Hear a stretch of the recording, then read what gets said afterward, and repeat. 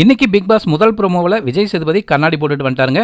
கண்ணாடி போட்டுட்டு வந்தா இன்னைக்கு எவிக்ஷன் இருக்கு அப்படிங்கிறத உறுதி பண்றாருன்னு அர்த்தம். டிக்கெட் டு ஃபினாலே யாருக்கு போச்சு அப்படிங்கிறத பிக் பாஸ் அறிவிக்காம வீக்கெண்ட்ல பாத்துக்கோங்க அப்படிங்கிற மாதிரி சொல்லிட்டாரு. அதுல ஒரு ட்விஸ்ட் இருக்கு அப்படின்னு சொன்னாரு.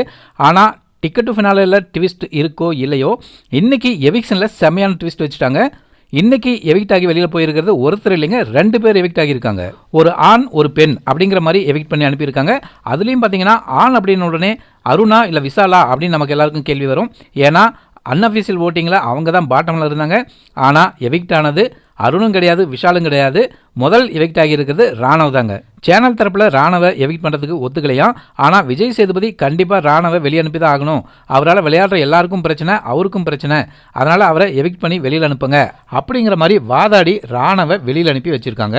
அஃபீஷியல் ஓட்டிங்கில் ராணவ் எந்த இடத்துல இருந்தார் அப்படிங்கிறது நமக்கு தெரியாது. ஆனால் எவிக்ஷனில் ராணவ் வந்துட்டாரு. சரி, பெண்களில் யார் எவிக்ட் ஆனது?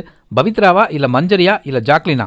ஜாக்லின் எவிக்ட் ஆகலைங்க, அவங்க நல்ல நிலைமையில் ஓட்டில் இருக்காங்க. அப்போ எவிக்ட் ஆனது யாரு? பவித்ராவா மஞ்சரியா? அடுத்த வீடியோவில் பார்ப்போம்.